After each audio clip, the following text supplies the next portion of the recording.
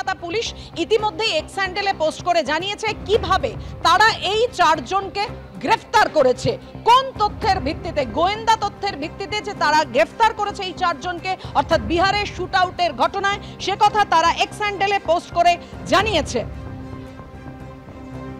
গোয়েন্দা তথ্যের ভিত্তিতে কলকাতা পুলিশের এসটিএফ এর অপারেশন পাটনার চন্দন মিশ্র খুনে জড়িত চারজনকে হেফাজতে নেওয়া হয়েছে। ধৃতদের আদালতে তুলতে প্রয়োজনীয় পদক্ষেপ নিচ্ছে বিহার পুলিশ। এক্স হ্যান্ডেলে পোস্ট কলকাতা পুলিশের। একদম intelligent best operation by Kolkata police STF. Kolkata পুলিশের তরফ থেকে এভাবেই এক্স হ্যান্ডেলে পোস্ট করে জানানো হয়েছে।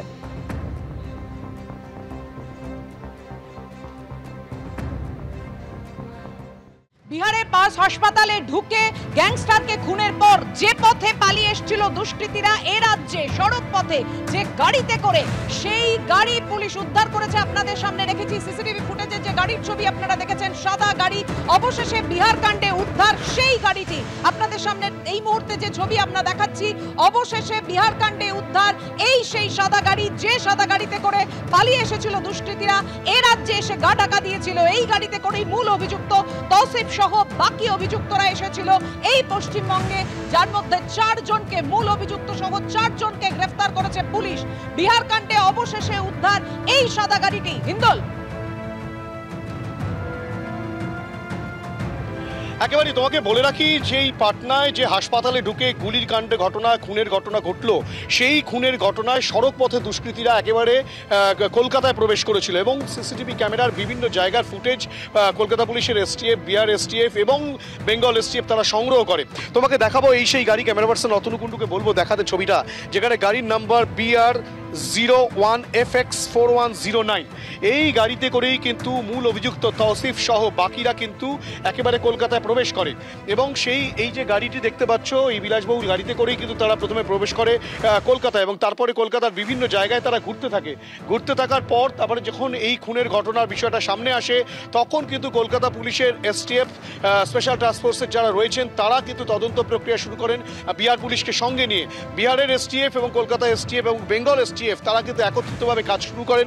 কাজ করতে গিয়ে তারা যেটা জানতে পারেন, যার মাধ্যমে কিন্তু গোটা ঘটনাটা, অর্থাৎ কিনা গোটা অপারেশনটা সামনে আসে এবং 4 জনকে পুলিশ গ্রেপ্তার করতে পেরেছে, তৌসিফ সহ মোট 4 জনকে।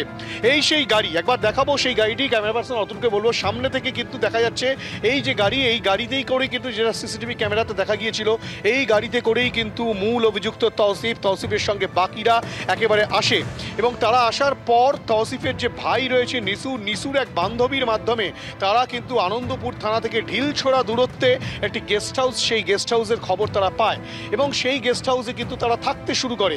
এবং সবচেয়ে বড় বিষয় যে দুষ্কৃতীরা গুলিকাণ্ডে জড়িত, যারা খুন করে চলে এসেছে বিহার থেকে, খুন করে তারা ইতিমধ্যেই চলে আসলো কলকাতায়, এই সড়ক পথে গাড়ি করে চলে আসলো। এমনকি আনন্দপুর থানা থেকে 280 মিটার দূরে যে গেস্ট হাউস রয়েছে, সেই গেস্ট হাউসে যে দুষ্কৃতীরা রয়েছে তা কিন্তু আনন্দপুর থানার পুলিশ জানতোই না। প্রথমে এসটিএফ এর তরফ থেকে শুধু গাড়ির নাম্বার দিয়ে বলা হয় যে এই গাড়িটি কোথায়, খুঁজে দেখতে, কেননা তারা যেটা সন্ধান পেয়েছেন যে আনন্দপুর থানা এলাকায় কিন্তু কোথাও সেই গাড়িটি রয়েছে। তারই পরিপ্রেক্ষিতে পুলিশ তদন্ত শুরু করে, বিভিন্ন জায়গায় গাড়ি খুঁজতে খুঁজতে তারা গেস্ট হাউসের সামনে এই নাম্বারের গাড়িটি দেখতে পান এবং তার পরবর্তী ক্ষেত্রে তখন এসটিএফ এর পুলিশ এবং বিহার এসটিএফ, রাজ্য পুলিশের এসটিএফ তারা সকলে একত্রিত হয়ে একেবারে রিসেপশনে গিয়ে ছবি দেখান যে এই দুষ্কৃতীরা কি এখানে রয়েছে। যখন তারা নিশ্চিত হন, তখনই কিন্তু কমান্ডো বাহিনী সহ গোটা বিল্ডিংটা ঘিরে রাখা হয় এবং সেখান থেকে মোট 5 জন, অর্থাৎ সেই তরুণী এবং তৌসিফ সহ মোট 5 জনকে পুলিশ আটক করে। আটক করার পর জিজ্ঞাসাবাদে কিন্তু গোটা বিষয়টি বেরিয়ে আসে। তৌসিফই হচ্ছে মূল এই ঘটনার সঙ্গে যুক্ত, মূল চক্রী এবং সেই কিন্তু এই ঘটনার সঙ্গে যুক্ত। গোটা ঘটনার তদন্ত প্রক্রিয়া শুরু হয়েছে, কিন্তু এই গাড়িকে কেন্দ্র করেই কিন্তু গোটা বিষয়টি উদ্ঘাটিত হয়। এই গাড়িতে করেই দুষ্কৃতীরা কলকাতায় প্রবেশ করেছিল, তেমনটাই পুলিশ সূত্রে জানা যাচ্ছে। গোটা ঘটনার তদন্ত প্রক্রিয়া শুরু হয়েছে। এই ঘটনার নেপথ্যে আর কে রয়েছে, কারা রয়েছে, সমস্ত বিষয়টাই অনুসন্ধান করে দেখা হবে, তেমনটাই পুলিশ সূত্রে খবর।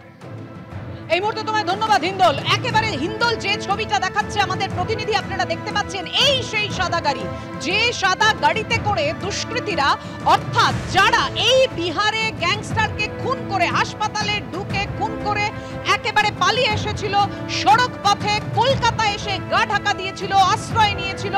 তৌসিফ খান সহ মূল অভিযুক্ত যারা, তাদেরকে ইতিমধ্যেই গ্রেফতার করেছে পুলিশ।